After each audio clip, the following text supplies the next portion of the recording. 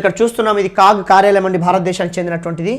CAG అంటే మనం ఇక్కడ చూడొచ్చు CAG కాగ్ అంటామండి. కాగ్ని ఫుల్ ఫామ్ ఏం చెప్తుందంటే ఇక్కడ మీరు చూస్తున్నారు, controller and auditor general. Controller and auditor general, CAG mean controller and auditor general అంటారండి ఈ కాగ్ యొక్క పదవి. అయితే మనకు రాజ్యాంగబద్ధ పదవులలో మొత్తం ప్రధానంగా ఎన్నికల కమిషన్ తర్వాత అటార్నీ జనరల్ తర్వాత కాగ్. ఈ కాగ్ గురించి ఫండమెంటల్ ఏమడుగుతాడండి అంటే అసలు ఈ కాగ్ యొక్క స్థానం రాజ్యాంగంలో ఎక్కడుంది అంటే దీని ప్లేస్ ఎక్కడ, మీన్ దాని స్థానం ఎక్కడుంది అంటే దాని అర్థం ఏంటంటే రాజ్యాంగంలో మొత్తం 25 భాగాలు ఉంటాయండి. 25 భాగాలలో ఈ కాగ్ అనేటువంటి పదవి యొక్క స్థానం ఎక్కడుంది, ఏ భాగంలో ఏ ఆర్టికల్ నుంచి ఏ ఆర్టికల్ వరకు, ఏ భాగంలో ఏ ఆర్టికల్ నుంచి ఏ ఆర్టికల్ వరకు. మరి ఇక్కడ కాగ్ యొక్క స్థానం ఎక్కడుంది అనుకున్నప్పుడు చూడండి, ఇక్కడ కాగ్ యొక్క స్థానం రాజ్యాంగంలోని 5వ భాగంలో, 5వ భాగంలో, రాజ్యాంగంలోని 5వ భాగంలో.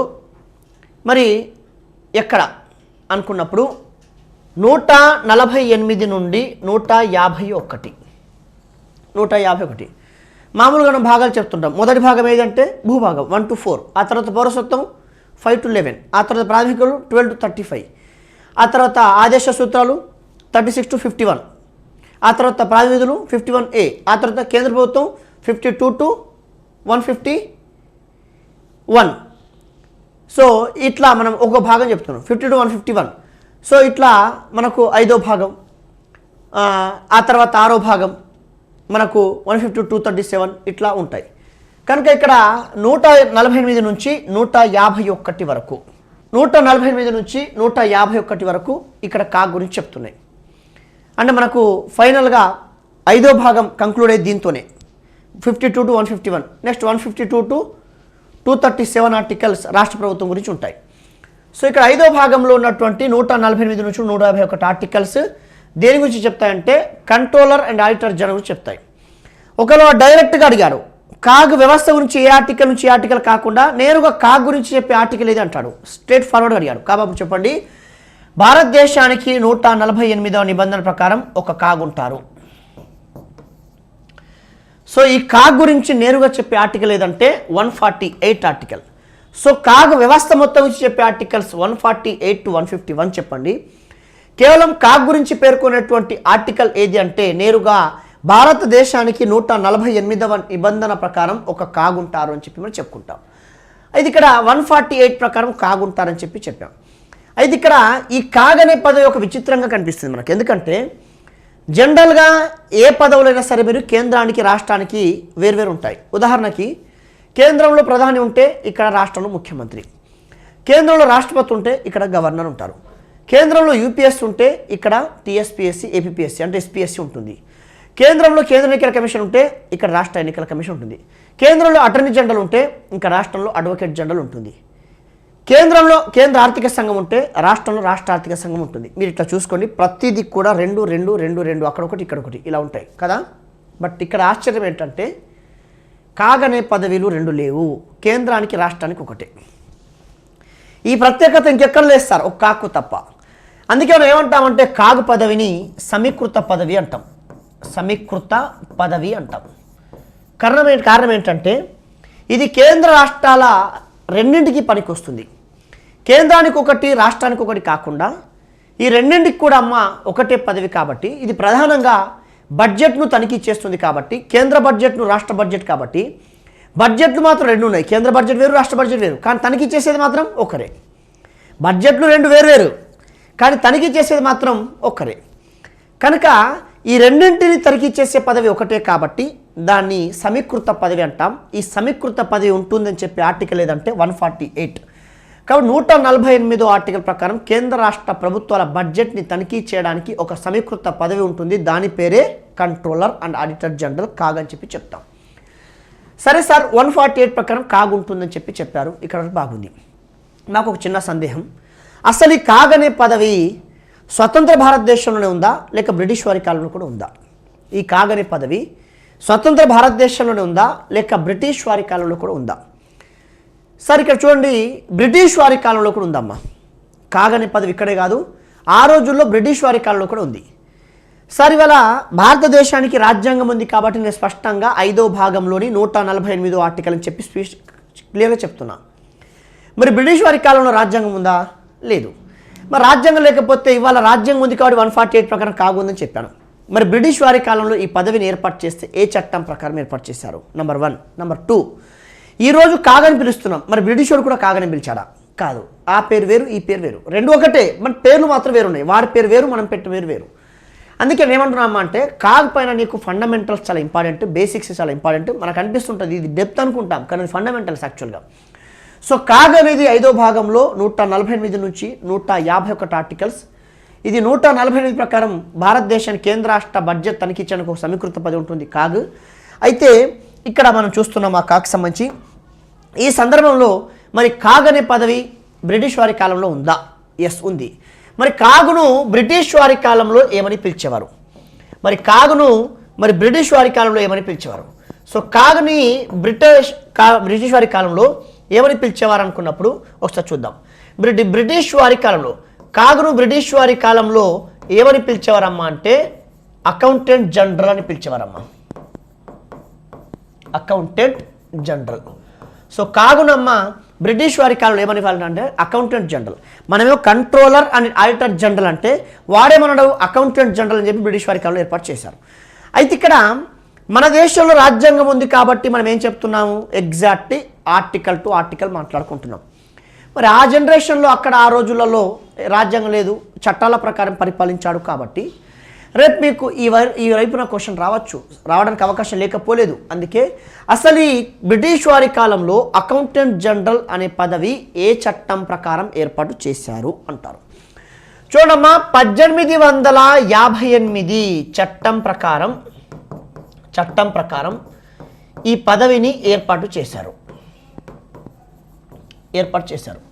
సో 1858 చట్టం ప్రకారం ఈ పదవిని మొట్టమొదటిసారిగా ఏర్పాటు చేయడం అనేటువంటి జరిగింది. అయితే ఇక్కడ ఈ పదవిని ఏర్పాటు చేసింది మాత్రం 1858 చట్టం. కానీ ఇక్కడ గమనించండి, దీన్ని ఏ చట్టం ప్రకారం చట్టబద్ధం చేశారు అని అడిగే అవకాశం ఉంది. ఏర్పాటు చేసింది వేరు, చట్టబద్ధం చేసింది వేరు. ఇంకా ఆశ్చర్యం ఏంటంటే అమలు చేసింది కూడా వేరే. ఇప్పుడు నువ్వు మూడు చట్టాలు తెలుసుకోవాలి. ఏర్పాటు చేసిన చట్టం, చట్టబద్ధం చేసింది, అమలు చేసింది. చూడండి, ఇక్కడ 1858 చట్టం ప్రకారం ఏర్పాటు చేస్తే 1919 మాంటేగ్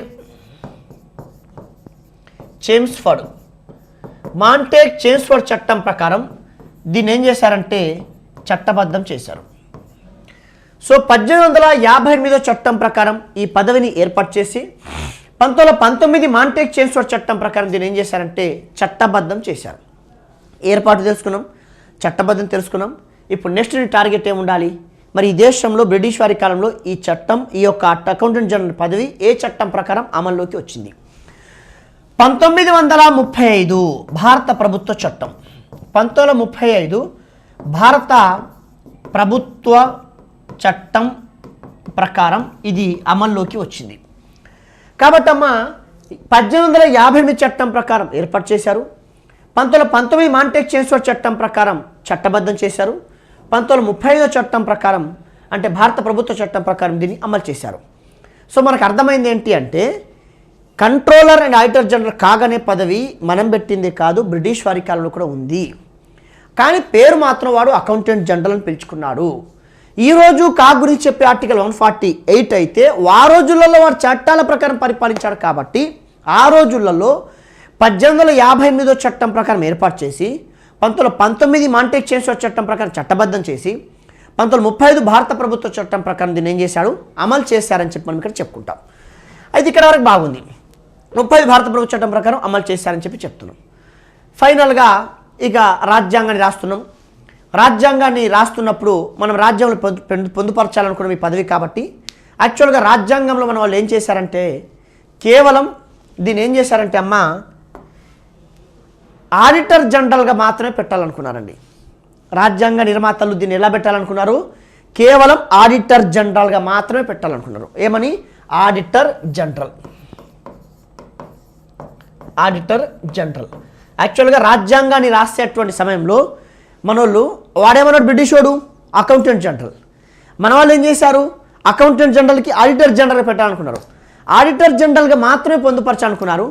కానీ ఆ రాజ్యాంగాన్ని రాసే సమయంలో ఒక వ్యక్తి అబ్జెక్షన్ చెప్పాడు. ఎక్స్క్యూజ్ మీ, ఆడిటర్ జనరల్తో పాటు దానికంటే ముందు కంట్రోలర్ అనే పదం కూడా చేర్చే బాగుంటుందని చెప్పాడు. ఇక్కడ మీకు వచ్చే ప్రశ్న ఏంటంటే, కంట్రోలర్ అనే పదాన్ని ఎవరి యొక్క తీర్మానం మేరకు చేర్చడం జరిగింది? యాక్చువల్గా రాజ్యాంగాన్ని రచించే సమయంలో ప్రారంభంలో ఆడిటర్ జనరల్గా మాత్రమే పొందుపరచాలని చెప్పి అనుకున్నారు. కానీ ఒక వ్యక్తి ఒక తీర్మానాన్ని ప్రవేశపెట్టినందుకు ఆ తీర్మాన ఫలితంగా కంట్రోలర్ అనే పదాన్ని కూడా చేర్చారు. కంట్రోలర్ అనే పదాన్ని కూడా చేర్చారు. అందుకే ఇక్కడ గమనించండి అమ్మా, ఆడిటర్ జనరల్గా మాత్రమే ఉన్నటువంటి పదవిని ఇక్కడ ఏం చేశారంటే కంట్రోలర్ అనేటువంటి పదాన్ని కూడా చేర్చడం జరిగిందని చెప్పండి అమ్మా. అందుకే మరి కంట్రోలర్ అనే పదాన్ని ఎవరి యొక్క సిఫార్సు మేరకు చేర్చారు?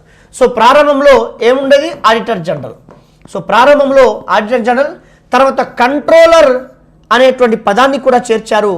మరి కంట్రోలర్ అనేటువంటి పదాన్ని ఎవరి తీర్మానం మేరకు? కంట్రోలర్ అనే పదాన్ని ఎవరి తీర్మానం అంటే TT Krishnamachari. So TT Krishnamachari యొక్క తీర్మానం మేరకమ్మ ఇందులో కంట్రోలర్ అనేటువంటి పదాన్ని చేర్చారని చెప్పి మనం ఇక్కడ చెప్పుకోవచ్చు. కాబట్టి ప్రారంభంలో రాజ్యాంగాన్ని రాస్తున్నప్పుడు ఆడిటర్ జనరల్గా మాత్రమే ఉన్నటువంటి పేరును తర్వాత దాన్ని కంట్రోలర్ కొత్తగా చేర్చారు. ఈ కంట్రోల్ అనే పదాన్ని ఎవరి యొక్క తీర్మానం మేరకు చేర్చారంటే ఇలా టిటి కృష్ణమాచారి యొక్క తీర్మానం మేరకు చేర్చారని చెప్పి మనం ఇక్కడ చెప్పుకుంటాం. సరే సార్, ఆడిటర్ జనరల్గా మాత్రం ఉండేది, తర్వాత కంట్రోల్ అనే పదం చేర్చారు.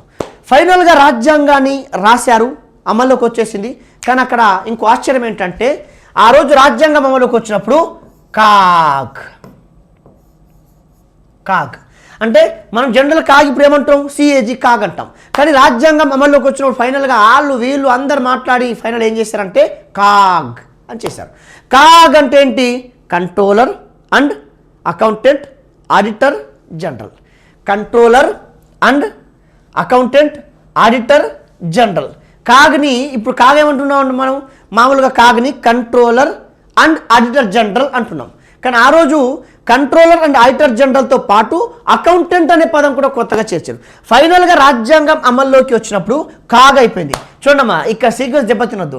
యాక్చువల్గా రాజ్యాంగాన్ని రాస్తున్నప్పుడు ఏమనుకున్నారు వీళ్ళందరూ కలిసి, జస్ట్ ఆడిటర్ జనరల్గా పెట్టాలనుకున్నారు. కానీ ఎవరి సిఫారసు మేరకు ఇంకో పదం వచ్చింది, కంట్రోలర్ అనే పదం టిటి కృష్ణమాచారి సిఫారసు మేరకు వచ్చారు. ఫైనల్గా అందరూ వాళ్ళు మాట్లాడి ఏం చేశారు, అలా కుదరదండి అని చెప్పి కంట్రోలర్ అండ్ అకౌంటెంట్ ఆడిటర్ జనరల్గా చేశారు. ఫైనల్గా కాగ్ని ఏం చేశారంటే కాగ్గా చేశారు. ఎప్పుడు, భారత రాజ్యాంగం అమల్లోకి వచ్చినటువంటి 1950 జనవరి 26. సో 1950 జనవరి 26న రాజ్యం అమలుకి వచ్చినప్పుడు మామూలుగా ఇంకొక వచ్చేసింది, అకౌంటెంట్ అనే పదం. సో కాగ్ చేసేసారు. మరి ఇప్పుడు కాగ్ అనాలా కాగ్ అనాలా, కాగ్ అనాలా కాగ్ అనాలా, కాగ్ అంటే ఇక్కడ 2 ఏలు పెట్టాలా, ఓకే ఈరోజు ఒకటే ఉంది. బట్ అమల్లోకి వచ్చినప్పుడు 2 ఏలు ఉన్నాయి. మరి ఇందులో ఒక ఏం చేశారు, తొలగించారు. ఈ తొలగించినటువంటి ఏమంటారు, అకౌంటెంట్. మరి తొలగించిన అకౌంటెంట్ అనే పదాన్ని ఏం చేశారు, తొలగించారు.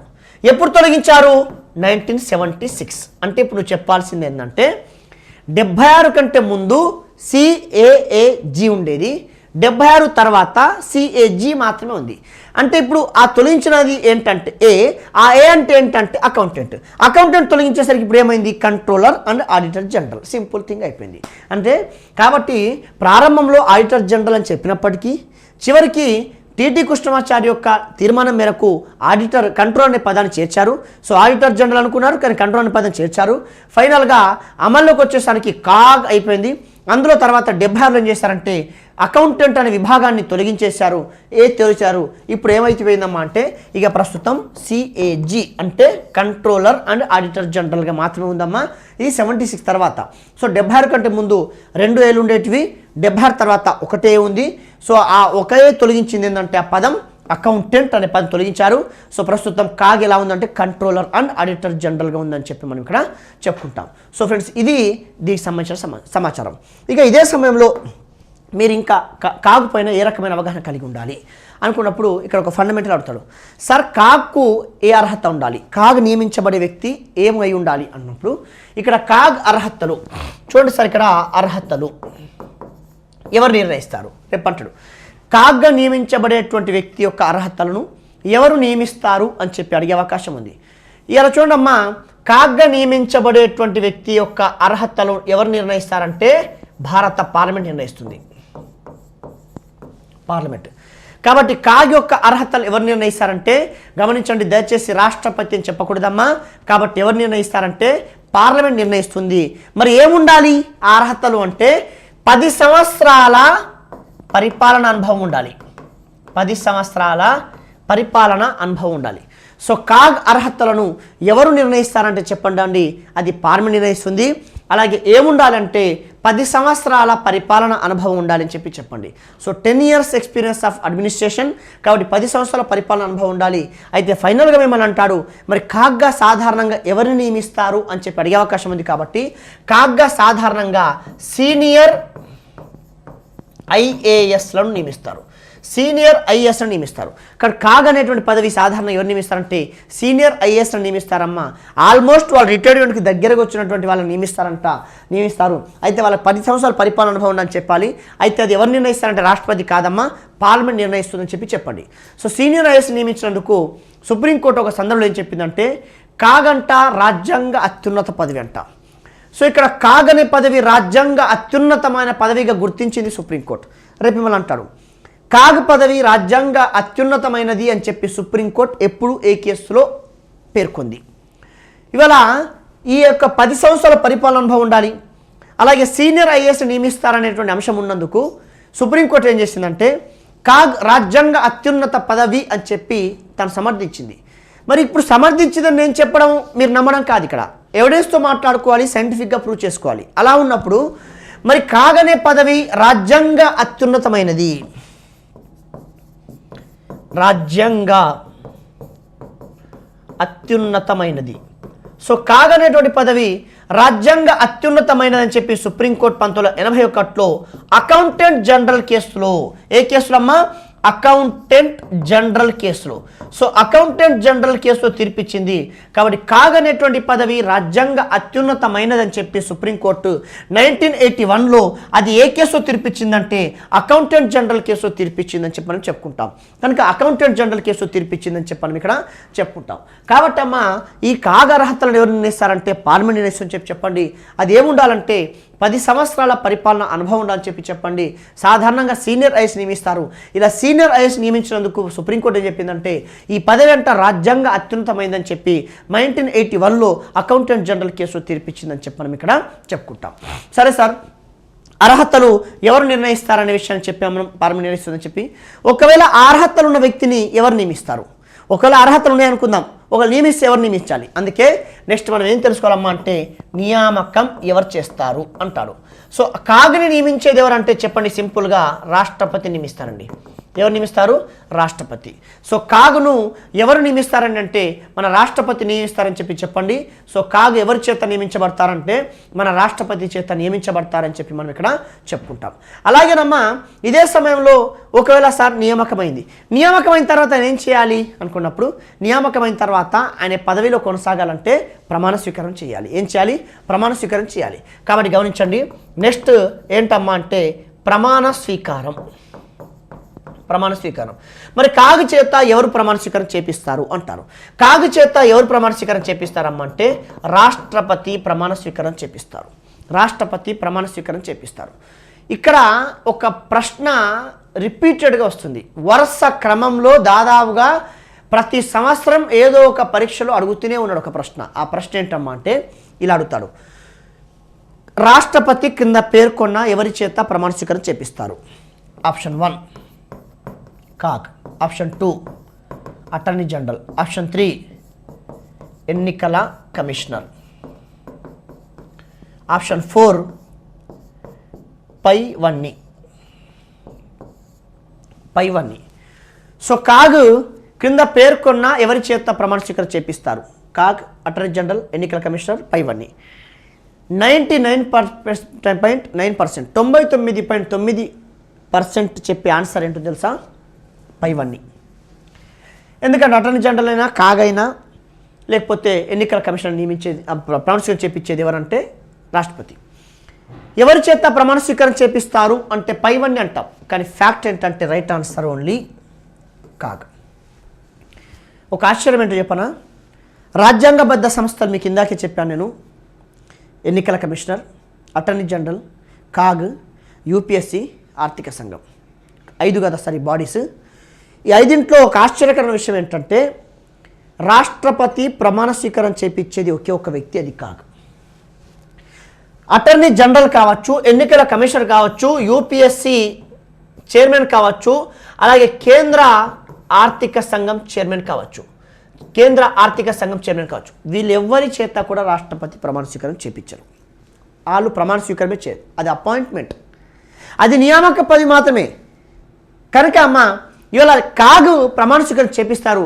అందుకేనమ్మా ఇవాళ కాగ్ అనేటువంటి రాజ్యాంగ అత్యున్నత పదవి అని చెప్పి సుప్రీంకోర్టు చెప్పడానికి కారణం ఏంటంటే, ఒకటి ఒక ఐఏఎస్ నియమించడం అయితే, 2 రాష్ట్రపతి ప్రమాణ స్వీకారం చేయించడం.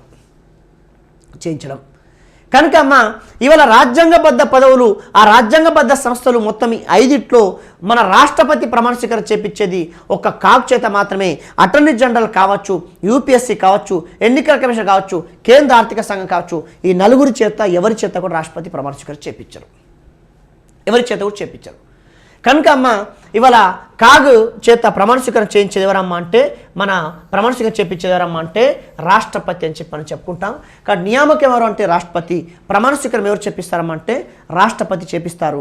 కనుక అందుకే రాజ్యాంగ అత్యున్నత పదవి అని చెప్పి సుప్రీంకోర్టు 1981లో అకౌంటెంట్ జనరల్ కేసు తీర్పిచ్చిందని చెప్పుకోండి.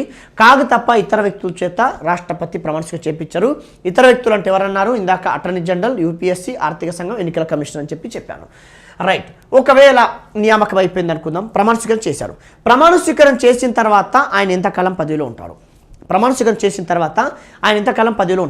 కాబట్టి అందుకే ప్రమాణ స్వీకారం తర్వాత పదవీ కాలం. సో ఇతను ఎంతకాలం పదవిలో ఉంటాడు? సో కాగ్ అనేటువంటి వ్యక్తి పనిలో ఎంతకాలం ఉంటాడంటే గమనించండి, 6 years, 6 సంవత్సరాలు లేదా 65 సంవత్సరాలు. 6 సంవత్సరాలు లేదా 60 సంవత్సరాలు. అదేంటి సార్ మాకు అర్థం కాలేదు, 6 ఏంటి 65 ఏంటి అనుకుంటున్నారా? రైట్. సో కాగ్ యొక్క పదవీ కాలం ఎంత అంటే ఆయన నియామకమైన రోజు నుంచి 6 ఏళ్ళు పదవిలో ఉంటాడు, 6 ఏళ్ళు, లేదా తన వయసు 65 సంవత్సరాలు వచ్చేంత వరకు. అది ఏది ముందైతే అది. ఒకవేళ కనుక ఆయన ప్రమాణ స్వీకారం చేసిన తర్వాత ఆయన 62 ఏట చేశాడు, 65 ఏళ్ళు అంటే ఇంకా 3 ఏళ్ళు ఉన్నాయి, 3 ఏళ్ళకి దిగిపోవాల్సిందే. కానీ ఆయన 50 ఏళ్ళకే ప్రమాణ స్వీకారం చేశాడు, ఆయన 6 సంవత్సరాలు పదవీ కాలం, 50 ఏళ్ళ నుంచి 56 వరకు ఉంటాడు, అప్పుడు తప్పుకోవాల్సిందే. అంటే పదవీ కాలం అనేది 6 సంవత్సరాలకి 60 సంవత్సరాలు అంటే ఏది ముందైతే అది. తన నియామకమైన తర్వాత 6 సంవత్సరాలు ముందొస్తే 6 సంవత్సరాలు పదవి దిగిపోవాలి, వయసు 65 సంవత్సరాలు వస్తే 65 ఏళ్ళకి దిగిపోవాలి. కనుక సో మొత్తానికైతే ఎవరైనా సరే 6 ఏళ్ళు దాటరమ్మా, తను 40 ఏళ్ళకైనా 50 ఏళ్ళకైనా 6 ఏళ్ళు అయిందంటే తప్పుకోవాల్సిందే. ఒకవేళ కనుక నీకు 65 ఏళ్ళు ముందు వచ్చేస్తే కనుక అది 1 సంవత్సరమైనా 6 నెలలైనా తప్పుకోవాల్సిందే. కనుక అందుకేనమ్మా కాగ్ యొక్క పదవి కాలం ఎంత అంటే 6 years ఆర్ 65 years, 6 సంవత్సరాలు లేదా 65 సంవత్సరాలు, ఈ రెండింట్లో ఏది ముందైతే అది అని చెప్పి మనం చెప్పుకుంటాం. అలాగే సార్ ఒకవేళ పదవి విరమణ తర్వాత ఏదైనా ఉద్యోగం చేయవచ్చా? పదవి విరమణ తర్వాత ఏదైనా ఉద్యోగం చేయొచ్చా? సో కాగ్ మరి పదవి విరమణ తర్వాత ఏదైనా ఉద్యోగం చేయొచ్చా అంటే కాగ్ వచ్చేసమ్మ పదవి విరమణ తర్వాత ఎలాంటి ఉద్యోగం చేరాదు.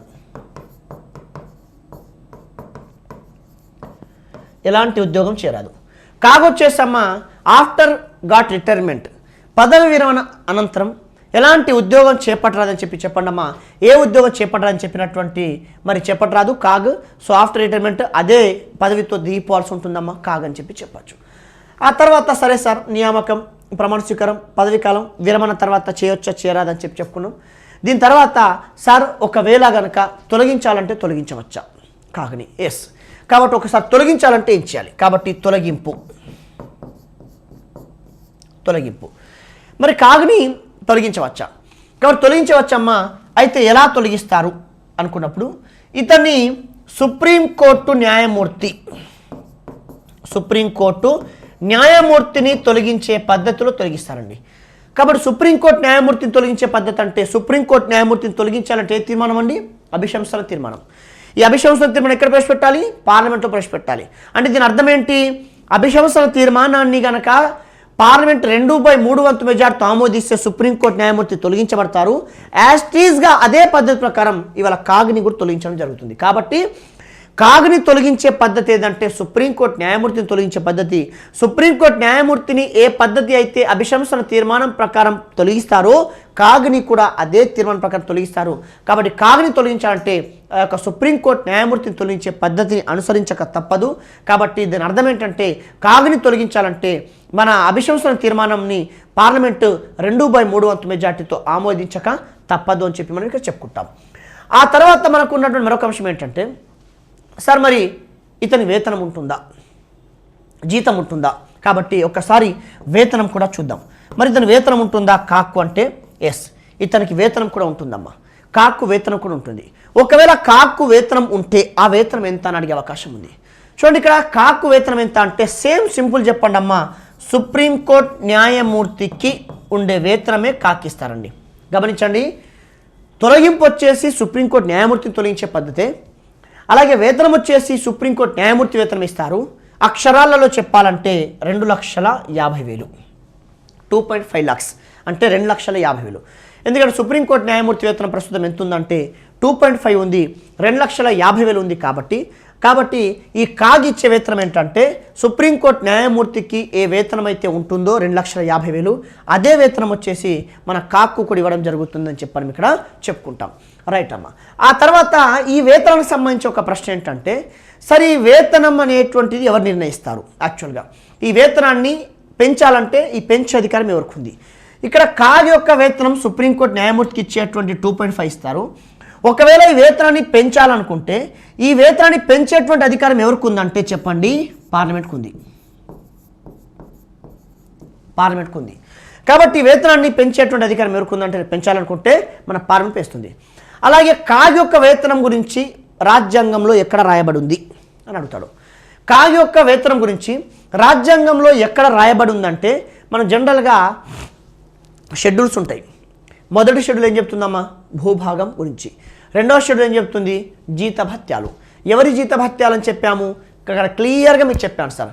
జీతభత్యాలు అనేటువంటివి ఎవరెవరి జీతభత్యాల గురించి ఉంటాయి అనుకున్నప్పుడు రాష్ట్రపతి, governor. Number 2 Lok Sabha, Vidhan Sabha speaker, deputy speaker. అలాగే number 3 Rajya Sabha, Vidhan Parishad chairman, deputy chairman. Number 4 supreme court, high court, ప్రధాన ఇతర న్యాయమూర్తులు. నంబర్ 5 ఎవరు చెప్పాను? కాగ్ అని చెప్పాను. సో ఇక్కడ మొత్తం 5 రకాల పదవులు అని చెప్పాను, 5 రకాలుగా విభజించాం. చాలామంది వస్తారు అక్కడ, కానీ 5 రకాలు విభజించాం. అందులో 5th చోట నేను ఏం చెప్పానంటే కాగ్ అని చెప్పాను. కాబట్టి ఇక్కడ కాగ్ యొక్క వేతనం ఏ షెడ్యూల్లో ఉందమ్మా అంటే 2వ షెడ్యూల్లో ఉందండి. ఏ షెడ్యూల్లో ఉంది? 2వ షెడ్యూల్లో ఉంది. కనుక ఇవాళ కాగ్ యొక్క వేతనం ఎంత అంటే సుప్రీంకోర్టు న్యాయమూర్తి వేతనం లభిస్తుంది. అది 2.5, 2,50,000 అని చెప్పండి. ఆ వేతనాన్ని పెంచేటువంటి అధికారం ఎవరికి ఉందంటే మన పార్లమెంట్కి ఉందని చెప్పండి అండి. అలాగే అది ఎన్నో షెడ్యూల్లో పొందుపరిచారంటే మన 2వ షెడ్యూల్లో పొందుపరిచారని చెప్పి మనం ఇక్కడ చెప్పుకుంటాం. ఇక ఫైనల్గా కాగ్ యొక్క విధి ఏంటి? ఇంతకీ కాగ్ విధి ఏంటి? కాగ్ యొక్క డ్యూటీ ఏంటి? కాబట్టి కాగ్ యొక్క విధి ఏంటమ్మా అంటే చెప్పండి సింపుల్గా, కేంద్ర రాష్ట్ర బడ్జెట్ను తనిఖీ చేస్తుంది. కాగ్ యొక్క డ్యూటీ ఏంటి? కాగ్ యొక్క విధి ఏంటమ్మా అంటే కేంద్ర మరియు రాష్ట్ర బడ్జెట్ను తనిఖీ చేస్తుంది. మరి కాగ్ యొక్క విధి లేక కాగ్ యొక్క డ్యూటీ ఏంటి అనుకున్నప్పుడు కేంద్ర బడ్జెట్ మరియు రాష్ట్ర బడ్జెట్ను తనిఖీ చేస్తుంది. తనిఖీ చేయడం అనేటువంటిది ఈ కాగ్ యొక్క విధి లేక కాగ్ యొక్క డ్యూటీ అని చెప్పని ఇక్కడ చెప్పుకుంటాం. అయితే ఇక్కడ గమనించండి, కాగ్ వచ్చేసి కేంద్ర రాష్ట్ర 2 బడ్జెట్లను సాధారణంగా అయితే మీకు ఇందాక ముందుకు చెప్పాను, ప్రతి పదవులు 2 ఉంటాయి. కేంద్రానికి ఒకటి, రాష్ట్రానికి ఒకటి ఉంటాయి. ఎవ్రీ వేర్ నేను చెప్పాను ఎగ్జాంపుల్. కానీ ఇక్కడ వచ్చేసి కేంద్ర బడ్జెట్, రాష్ట్ర బడ్జెట్ 2 వేరు ఉంటాయి. కానీ తనిఖీ చేసేది మాత్రం ఒకరే. కేంద్ర బడ్జెట్, రాష్ట్ర బడ్జెట్ 2 ఉంటాయి, కానీ తనిఖీ చేసేది మాత్రం ఒకరే, అది కాగ్. సో కేంద్ర రాష్ట్ర 2 బడ్జెట్ తనిఖీ చేస్తుంది. కానీ చాలామంది ఏమనుకుంటారంటే సింపుల్గా కేంద్ర రాష్ట్ర 2 బడ్జెట్లను తనిఖీ చేస్తుంది కాగ్. కాదమ్మా, మొత్తం కాగ్ కార్పొరేషన్లను తనిఖీ చేస్తుంది. కాగ్ వచ్చేసి మొత్తం 1400 కార్పొరేషన్లు తనిఖీ చేస్తుందమ్మా. కాబట్టి ఇక్కడ కా యొక్క డ్యూటీ ఏంటంటే కేంద్ర రాష్ట్ర బడ్జెట్ను తనిఖీ చేయడం. అలాగే కాగ్ మొత్తం ఎన్ని కార్పొరేషన్లను తనిఖీ చేస్తుందంటే 1400 కార్పొరేషన్లను తనిఖీ చేస్తుంది. ఇక్కడ కాగ్ కేంద్ర రాష్ట్ర బడ్జెట్ను తనిఖీ చేస్తుంది. అలాగే 1400 కార్పొరేషన్లను మరి తనిఖీ చేస్తుంది కాగ్ అని చెప్పి మనం ఇక్కడ చెప్పుకుంటాం. అయితే ఇక్కడ 1400 కార్పొరేషన్లను తనిఖీ చేస్తుంది కాగ్. ఫైన్, ఇక్కడ వరకు బాగుంది. కానీ ఇక్కడ ఉన్న మరొక సందేహం ఏంటంటే మరి ఇక్కడ కాగ్ కేంద్ర బడ్జెట్ రాష్ట్ర బడ్జెట్తో పాటు 1400 ప్రభుత్వ కార్పొరేషన్ తనిఖీ చేస్తుంది, బాగుంది. బట్ ఈ కాగ్ నివేదిక ఎవరికి ఇస్తుంది? తనిఖీ చేసిన నివేదిక ఎవరికి ఇస్తుంది? అందుకే కాగ్ వచ్చేసిన నివేదికను కేంద్రంలో రాష్ట్రపతి, రాష్ట్రంలో గవర్నర్. కాగ్ తన నివేదికకు వచ్చేసి కేంద్రంలో అయితే రాష్ట్రపతికి ఇస్తుంది, రాష్ట్రంలో అయితే ఎవరికి ఇస్తుందమ్మా అంటే అది గవర్నర్కి ఇస్తుంది. సో కేంద్రంలో రాష్ట్రపతి, రాష్ట్రంలో వచ్చేసి ఎవరికి ఇస్తుందంటే గవర్నర్కు ఇస్తుంది. ఎందుకంటే కేంద్ర రాష్ట్ర 2 బడ్జెట్లను తనిఖీ చేస్తుంది కాబట్టి కేంద్రంలో అయితే రాష్ట్రపతి, రాష్ట్రంలో అయితే గవర్నర్కు ఇవ్వడం జరుగుతుంది. అలాగే గతంలో చాలాసార్లు అడిగారు, కింద పేర్కొన్న ఏ నివేదికను శవ పరీక్షతో పోలుస్తారు? డెడ్ బాడీ మనకు పోస్ట్ మార్టం రిపోర్ట్ ఉంటుంది కదండి, దాని శవ పరీక్ష రిపోర్ట్ అంటాం. ఏ నివేదికను శవ పరీక్షతో పోలుస్తారు అని అంటే చెప్పండి. కాగ్ నివేదికను శవ పరీక్షతో పోలుస్తారు. కాబట్టి ఈ కాగ్ యొక్క నివేదికను దేంతో పోలుస్తారంటే శవ పరీక్ష. కాబట్టి దీన్ని పోస్ట్ మార్టం రిపోర్ట్ అని అంటాం. కాబట్టి కాగ్ యొక్క నివేదికను దేనితో పోలుస్తారంటే శవ పరీక్షతో పోలుస్తారని చెప్పి మనం ఇక్కడ చెప్పుకుంటాం. అయితే ఈ సమయంలో సరే సార్, కాగ్ కేంద్ర రాష్ట్ర బడ్జెట్ను తనిఖీ చేస్తుందని చెప్పారు. మొత్తం 1400 కార్పొరేషన్ తనిఖీ చేస్తుంది. కేంద్రంలో అయితే రాష్ట్రపతి, రాష్ట్రం అయితే గవర్నర్కి ఇస్తుందని చెప్పారు. అలాగే కాగ్ నివేదికను దేంతో పోలుస్తారంటే శవ పరీక్షతో పోలుస్తారని చెప్పారు. ఇక్కడ వరకు బాగుంది. బట్ ఇక్కడ మరొక అంశం కూడా ఏంటంటే ఇవాళ కాగ్ వచ్చేసి మొత్తం రాష్ట్రపతికి ఎన్ని నివేదికలు సమర్పిస్తుంది? చూడండి అమ్మ, ఇక్కడ కాగ్ వచ్చేసి రాష్ట్రపతికి మొత్తం 3 నివేదికలు సమర్పిస్తుందమ్మా. కాగ్ వచ్చేసి రాష్ట్రపతికి మొత్తం 3 నివేదికలని సమర్పిస్తుంది. మరి కాగ్ వచ్చేసి రాష్ట్రపతికి మొత్తం 3 నివేదికలు సమర్పిస్తే మరి ఇంతకీ ఆ 3 నివేదికలు ఏంటివి? కాగ్ మొత్తం 3 నివేదికలు సమర్పిస్తుంది, I agree with you. But which one is correct?